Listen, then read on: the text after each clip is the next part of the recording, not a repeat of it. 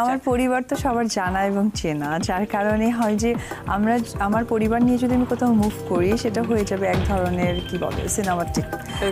পরিবার দর্শক দেখতে পছন্দ করে তাকেই যাদেরকে কখনোই দেখেনি বা তারা পুরোটাই অপরিচিত, তাদের ফেস চেনা নাই, নাম চেনা নেই, ইনফ্যাক্ট তাদের রিলেশনশিপের গভীরতাটা জানে না, ওটা অনেক মজা লাগে।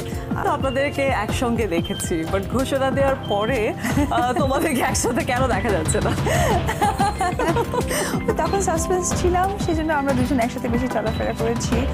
এখন যদি সবাই জানে তার জন্য আমরা ঘরে চলাফেরা করি, বাহিরে না। ও আচ্ছা, তারপরে ঈদ সেলিব্রেশনও কি ঘরেই? ওকে, সো গিফট কি দিয়েছে শাকিব খান সবচেয়ে স্পেশাল গিফট? অফকোর্স বাবাই দিবে। হ্যাঁ, না ও অ্যাকচুয়ালি তো কোনো কিছু কিনতে পারে না, এটা হচ্ছে কি শাকিবের সবচেয়ে একটা বদ অভ্যাস বলতে পারবো, ও সবকিছুই ছেড়ে দেয়। ইনফ্যাক্ট মানে পানি খেলেও ভাববে যে গ্লাসটা আনতে হবে, এটাও তোমরা কিনে নিয়ে আসো, আমি কখনো আনবো না। অনেকে আছে না যে দেশের বাইরে গেলে কোনো টুকিটাকি জিনিস কালেকশন করে, ডিফারেন্ট কিছু দেখলে নিয়ে আসে, এটা আমি আজ অব্দি শাকিবকে দেখিনি। বাট যেটা হয়েছে যে আমাকে বলেছে যে তুমি আমার বাচ্চার বা তোমাদের সবার ড্রেস দিয়েছো, ইনফ্যাক্ট ড্রেসটা গিফট করা। তাহলে তো গিফট করেছে।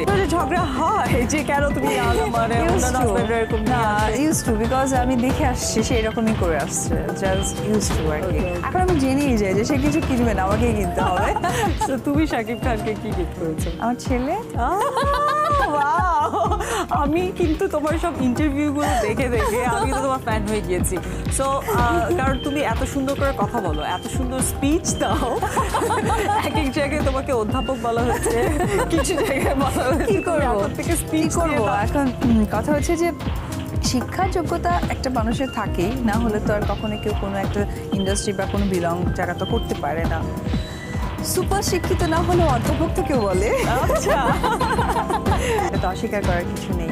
আর প্রত্যেকটা মানুষের চাওয়া পাওয়া কিন্তু খুব বেশি একটা না, খুব ছোট ছোট চাওয়া পাওয়া, সেটা যদি মানুষের লাইফে কোথাও একটু ফুলফিল না হয় তখন অনেক কিছু ফিল করে। সেই দৃষ্টিকোণ থেকে হয়তো আমি একটা জায়গায় বলেছিলাম যে আমাকে র্যাপিড ফায়ারের মতো বলা হয়েছিল যে জীবনের ভুল কোনটা, তো আমি বলেছিলাম বিয়েটা। আবার একদিক থেকে চলচ্চিত্রকে সাধুবাদ জানাবো যে আজকে চলচ্চিত্র না থাকলে হয়তো বা আমাকে কেউই চিনতেন না। আমি অনেক বড় কিছু হতাম, জন্ম নিয়েছি, একদিন মরতে হবে, বাট আজকে আমি যদি মারা যাই আমার মনে হয় যে কোটি মানুষ কাঁদবে এবং প্রত্যেকটা ঘরে ঘরে আমাকে নিয়ে একটিবার আলোচনা হবে। এটা সৌভাগ্যের ব্যাপার, এটা চাইলে কেউ পায় না। সো লাইফে ভালো মন্দ নিয়েই তো একটা লাইফ গড়ে ওঠে। সো বিয়েটাও এবং চলচ্চিত্র দুটোই আমার কাছে ভালো মন্দের মতো। সেটা, এটা অনেক বড় গর্বের কথা।